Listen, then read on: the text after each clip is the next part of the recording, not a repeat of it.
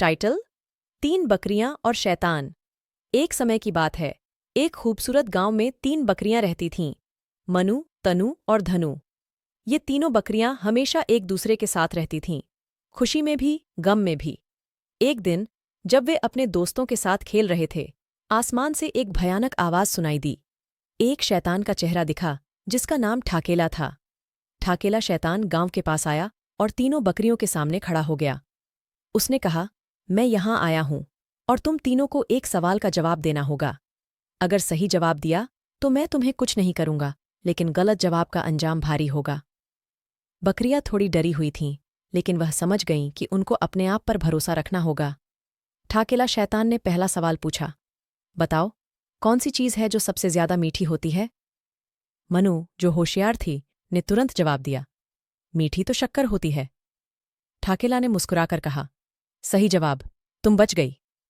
लेकिन फिर उसने एक और सवाल पूछा, अब बताओ, कौन सी चीज है जो सबसे ज्यादा कड़वी होती है? तनु ने सोच समझकर कहा, कड़वी तो नींद होती है, जब आप सपने में कुछ खो देते हैं। ठाकेला शैतान थोड़ा गुस्से से बोला, गलत जवाब, सही जवाब है जिंदगी। जिंदगी में कभी कभी कड़वा सच भी होता है। तनु थोड़ा सैड हो गई, लेकिन धनु ने उसे समझाया कि हार नहीं मानो, साथ में रहेंगे तो कुछ भी मुश्किल नहीं। अब ठाकेला ने अपना अंतिम सवाल पूछा, बताओ, कौन सी चीज है जो इंसान कभी नहीं छोड़ना चाहता? मनु ने सोचकर कहा, असली साथी, जो हमेशा साथ निभाए। ठाकेला शैतान थोड़ा हैरान होकर बोला, सही जवाब, तुम तीनों ने मेरे सवालों का सही जवाब दिया है। मैं चला जाता हूं, लेकिन याद रखो, जिंदगी में कभी भी हार नहीं माननी चाहिए।